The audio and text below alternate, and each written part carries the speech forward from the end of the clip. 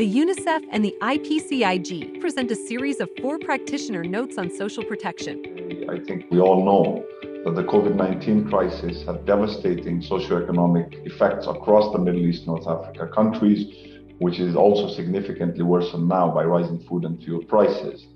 In this context, and also considering long-standing poverty and deprivations, the need for investing in social protection, especially for vulnerable groups such as children, has never been greater. And to their credit, governments across the MENA region, as part of their COVID response package, took very important steps to ensure that their populations were protected by timely and scaled up social protection. However, as UNICEF supported these government-led efforts in many countries across the region, very practical questions arose about scaling up shock-responsive social protection while also ensuring inclusivity across design and implementation in very tight timeframes.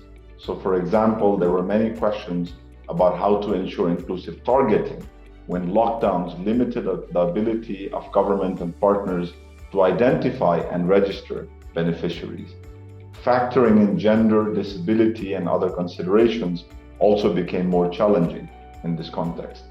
There were questions about how to determine transfer value for these emergency responses in a way that is consistent with pre-existing social assistance measures and in a way that does not exacerbate social tensions.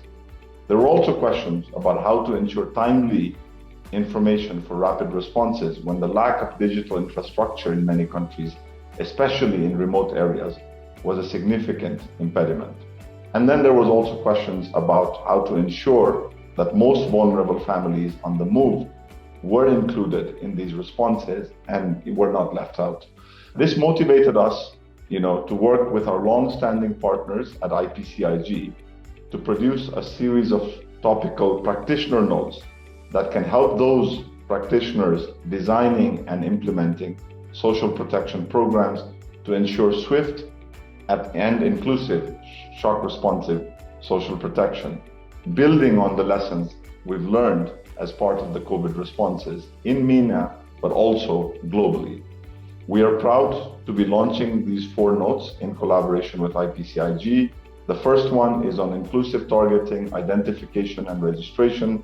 The second one is on transfer value, type, and payment modalities. The third one on communication, case management, and accountability. And the fourth one on the very important topic of social protection for forcibly displaced populations. We hope that these notes serve as helpful practical tools for policymakers and practitioners to ensure that future social protection responses to shocks in the Middle East, North Africa region and beyond can benefit from these recent important experiences.